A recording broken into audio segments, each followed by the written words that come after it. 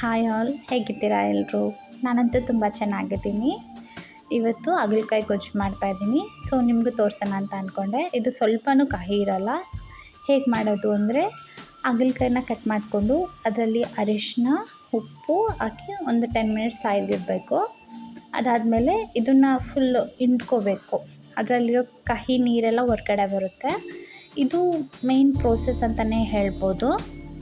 ಯಾಕೆ ಅಂದರೆ ಆ ನೀರೆಲ್ಲ ಹಿಂಡಿದಾಗ ಹಾಗಲಕಾಯಲ್ಲಿರೋ ಕಹಿ ಅಂಶ ಆಲ್ಮೋಸ್ಟ್ ಹೋಗಿರುತ್ತೆ. ಈಗ ಒಂದು ಬಾಣಲಿಲಿ ಎಣ್ಣೆ ಹಾಕ್ಕೊಂಡು ಒಗ್ಗರಣೆಗೆ ಬೇಕಾಗಿರೋದೆಲ್ಲ ಹಾಕ್ಕೊಂಡು, ಅಂದರೆ ಸಾಸಿವೆ, ಜೀರಿಗೆ, ಉದ್ದಿನಬೇಳೆ, ಕಡಲೆಬೇಳೆ ಹಾಕ್ಕೊಂಡು ಫ್ರೈ ಮಾಡಿಕೊಂಡು, ಹಾಗೆ ಕರಿಬೇವು, ಒಣಮೆಣಸಿನ್ಕಾಯಿ ಹಾಕಿ ಬಾಡಿಸ್ಕೋಬೇಕು.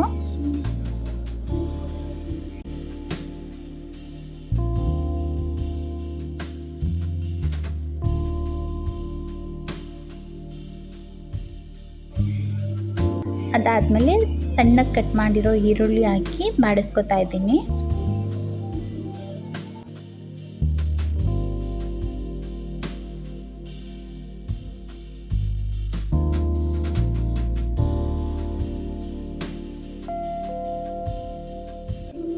ಈಗ ಆನಿಯನ್ ಸ್ವಲ್ಪ ಕಲರ್ ಚೇಂಜ್ ಆದಮೇಲೆ ಅದಕ್ಕೆ ಸ್ವಲ್ಪ ಅರಿಶಿನ ಹಾಕ್ತಾ ಇದ್ದೀನಿ.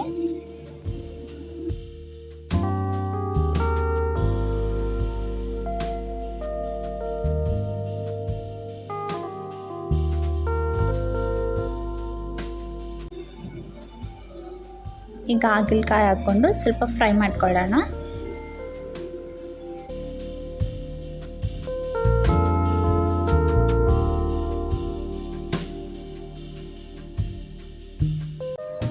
ಇವಾಗ ಸ್ವಲ್ಪ ಉಪ್ಪು ಹಾಕ್ಕೊಳ್ಳೋಣ. ಉಪ್ಪು ಹಾಕ್ಕೊಂಡು ಲಿಡ್ ಕ್ಲೋಸ್ ಮಾಡ್ತಾ ಇದ್ದೀನಿ, ಸೊ ದಟ್ ಅದು ಚೆನ್ನಾಗಿ ಬೇಯ್ಕೊಳ್ಳುತ್ತೆ. 5 ಮಿನಿಟ್ಸ್ ಆದಮೇಲೆ ಲಿಡ್ ಓಪನ್ ಮಾಡಿ ಸ್ವಲ್ಪ ಕಲಿಸ್ಕೊಂಡು ಅದಕ್ಕೆ ಸ್ವಲ್ಪ ಖಾರದ ಪುಡಿ, ಒಂದು 2 ಸ್ಪೂನ್ಸ್ ಹಾಕ್ತಾ ಇದ್ದೀನಿ ಖಾರದ ಪುಡಿ. ನಿಮ್ಮ ಖಾರಕ್ಕೆ ತಕ್ಕಂಗೆ ಎಷ್ಟು ಬೇಕೋ ಅಷ್ಟು ಹಾಕ್ಕೊಳ್ಳಿ. ಆಮೇಲೆ ಸ್ವಲ್ಪ ಧನಿಯಾ ಪುಡಿ ಹಾಕ್ತಾ ಇದ್ದೀನಿ, ಒಂದು 1/2 ಸ್ಪೂನ್.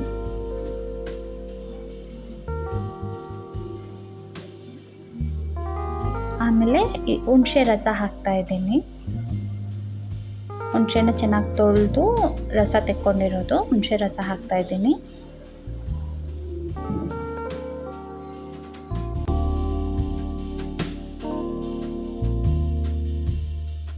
ಅದಕ್ಕೆ ಹುಣಸೆ ರಸ ಎಲ್ಲ ಚೆನ್ನಾಗಿ ಮಿಕ್ಸ್ ಆಗಂಗೆ ಬಾಡಿಸ್ಕೊಂಡು ಮತ್ತು ಇದನ್ನು ಲಿಡ್ ಕ್ಲೋಸ್ ಮಾಡಿ ಬೇಯಿಸ್ಕೋಬೇಕು.